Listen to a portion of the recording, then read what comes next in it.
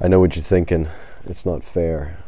Someone with such a dry, analytic soul like mine should not be able to lucid dream. I'll get over it. You know, when I was a little kid, like tiny, like 3 years old, I had this strategy of getting out of nightmares. Whenever I was in a dream that I didn't like, so long as I knew it was a dream, I could throw myself backwards in the dream. And instead of landing against the ground like you and I would do normally, I fell through the ground of this dream world. And I fell from what seemed to be an incredible height, down, down, down, plummeting, plummeting, plummeting, until my perspective was sort of an overhead shot of a small white room. And in the middle of that room was a bed with a golden, like you know, the brass metal bed frame, like that, but gold plated. Big white feather comforter, hardwood floors, a huge window just on the left side that just was pouring in sunlight. That was all that was in the room. And I would see myself fall from about where the ceiling was in this room down into that bed, and as soon as I hit the bed, feathers would explode everywhere. And it was all kind of in this sort of slow motion, real dreamy sort of a scene. And it was a dream, but you get what I'm saying. And as soon as I had that sort of one bounce to the bed, it would settle, and I would open my eyes, and I was in my own bed. And part of me thought that I was really falling from the sky when I did that. And although I could see this sort of dream bed, it was really my bed that I was falling back into, because on a few occasions I caught myself waking up with a little bit of rebound in my body. I jerked or something. I'm guessing that my body was not ascending to another plane of existence, but that was the trick. And you know, recently, for whatever reason, here in Japan, I've been able to lucid dream more than I ever have, ever. In fact, last night it was a lot of lucid dreaming. And why exactly, I think that should be a visit or a video for another time. But what I want to talk to you about are some strategies that I use that you can try for your own. And last night, essentially, what it came down to, and I don't have it. Use your imagination. What I was doing is I had my watch here, this very watch, and I have a cell phone that has a clock on it. And what I do, or what I did at least last night, in the 7 different lucid dreams I must have had, every time I would turn over from one side to the other to interrupt the dream, I would go right back into it. I would look at my watch, look at the time, and then compare that to my cell phone's watch and see if they were the same. If they weren't, I would literally pitch myself off a cliff.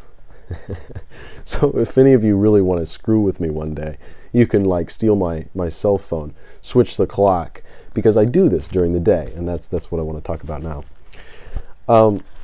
So a lot of different lucid dreaming exercises is to get yourself into a habit of checking reality. And this is probably good even if you don't want to do lucid dreaming. But anyway, the idea is you give yourself a means of measurement. And like the philosophic reasoning here is that this is actually segueing from that stuff we were just talking about with drugs and God and all that kind of stuff. But the subjective world doesn't have any solid basis of measurement. That's why in a dream it is sometimes difficult to read. It's difficult to read a watch or read a book or read a signpost or whatever the case might be. You might find it's difficult to do math. Anything like this that would require some kind of standard measurement. You just need to measure something in your dream, and you'll see that it can't be measured. And as soon as you see that, then you can trip yourself off or tip yourself off tip yourself off and pitch yourself off a cliff and fly, or whatever you want to do. The other thing that I think is even more important than that when you're trying to lucid dream is the state of mind that you go into. Well, it's two things, but the first thing is the state of mind that you go into when you sleep. If you think of sleep as an escape, then it might be very difficult to have a lucid dream.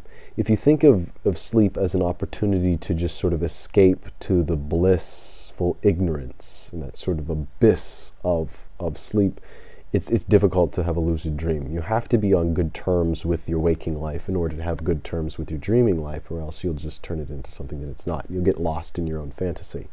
Great metaphor for life, really. The other thing is much more straightforward. Another thing is to make sure that you have enough sleep. Last night I did most of my lucid dreaming after 3 o'clock.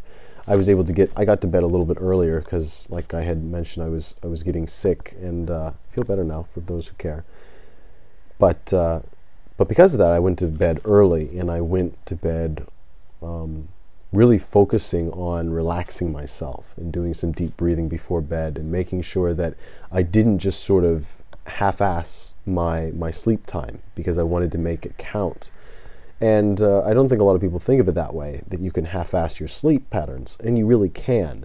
It does take effort to have a good night's sleep. You have to really you have to focus on it. You have to have a clear intention as to what you're doing, and to settle your mind down, and to make sure that you are on good terms with all the different currents that go inside your mind, and to be able to isolate those things and identify them, so that you can change them, quell them, and cool them down, whatever. Yeah, little things about just from the day. In my case, it's the stress I get from my job, my life here in Japan, YouTube, that sort of stuff, and all of those can be very subtle, and it's just a matter of learning how to interpret one's own mental landscape until you get to a point where you can really genuinely settle down. So getting to bed early is good. Then waking up, giving yourself. I woke up and I checked my email at 3 in the morning, and then I went back to sleep. So it was a shallow sleep. If you're not healthy, if you're sleep deprived, it's not going to happen.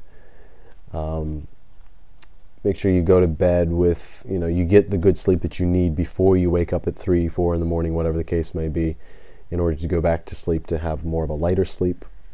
Make sure you get some good quality hours in before then. And again, the one strategy to do is to just try to measure something when you dream. Measure things throughout the day. If you think about logical things a lot, maybe that's why I have an easy time doing the lucid dream stuff. And perhaps you would be interested in trying it out for yourself.